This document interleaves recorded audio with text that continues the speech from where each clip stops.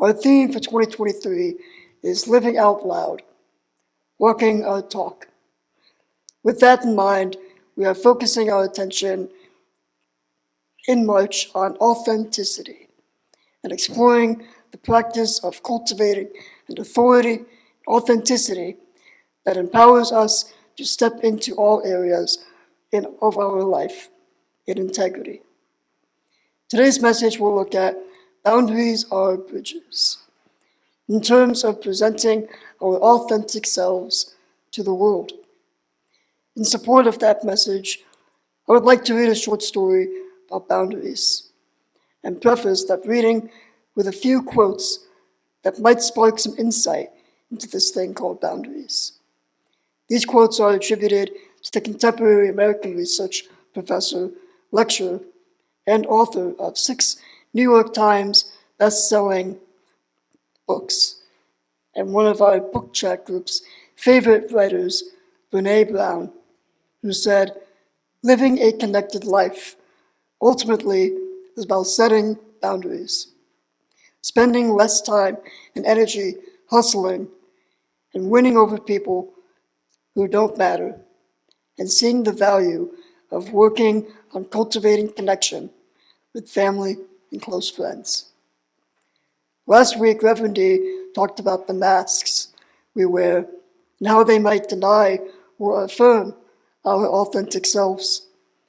And we share with us the affirmation, "My truth is only vulnerable when hidden." Brown links being vulnerable with having boundaries, saying vulnerability is based on mutuality and requires boundaries and trust. It's not oversharing, it's not purging, it's not indiscriminate disclosure, and it's not celebrity-style social media information dumps. Vulnerability is about sharing our feelings and our experiences with people who have earned the right to hear them. Brown says, when we fail to set boundaries and hold people accountable, we feel used and mistreated.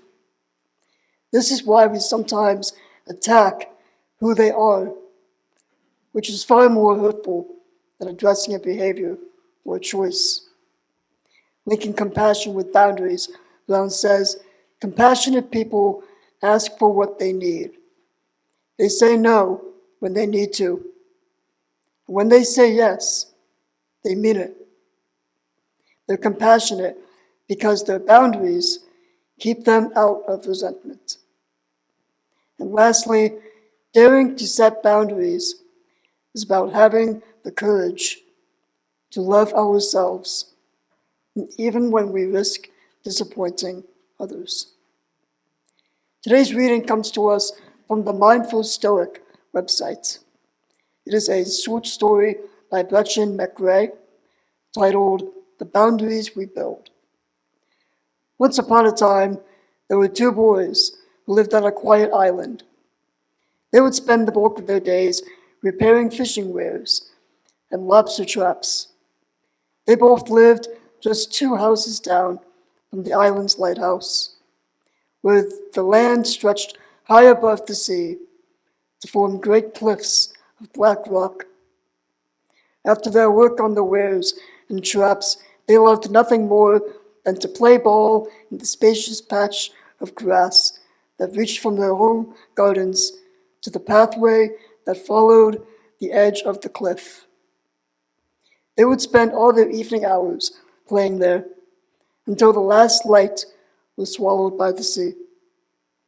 Naturally, they had to play cautiously, ever wary of the stark cliff. They were accustomed to this piece of land, and they had formed a sort of mental boundary, beginning at about 10 paces from the cliff's edge, after which rough and speedy play was not allowed.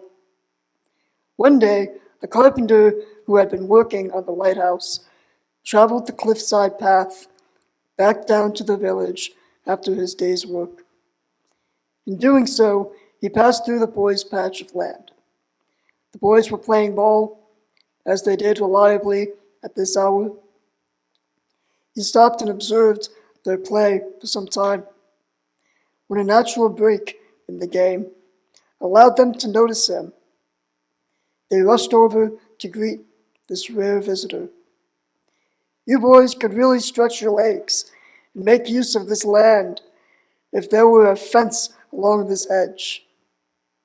"I could build you one," said the carpenter.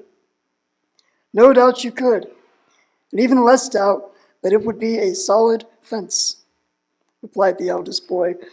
"But the trouble with fences is that they tend to keep out visitors like yourself. We wouldn't want to miss out on a traveler's stories, or worse yet, an official bringing fireworks on New Year's Day," exclaimed the younger boy. The carpenter took note of the argument and did not persist. He simply bid the boys farewell and continued towards the village. A few weeks later, the boys were returning home after having taken a short trip to the mainland, when upon submitting the hill that led up to their patch of grass, they discovered there had been a fence erected. It was a great solid fence that ran along the cliff's edge and created a secure perimeter around the entire field. "That carpenter went and did it," protested the eldest boy, his fists clenched. In his turn, the younger boy kicked the ground and spat. After some moping and cursing, not entirely dissuaded, the boys fetched their ball and began to play. At first, the play was the usual, cautious, and within the confines of the mental boundary that kept them from nearing the edge. But gradually, the boys began to run more freely, throwing and chasing the ball with more fever and gusto than ever before. New plays emerged. Creativity and spontaneity sprang up naturally in their play, and they lost track of time and space, fully immersed in the experience. They quickly adjusted to the fence and to the absence of danger, and were able to finally play to their full capacity. Suddenly, the flow of their game was interrupted by the clatter of metal. They looked up and saw a traveler, dressed in foreign garb, walking in their field. "Hello, traveler. Welcome," shouted the eldest. "But how, sir, did you manage to get over this great fence?" "Through the gate installed at the path," replied the traveler.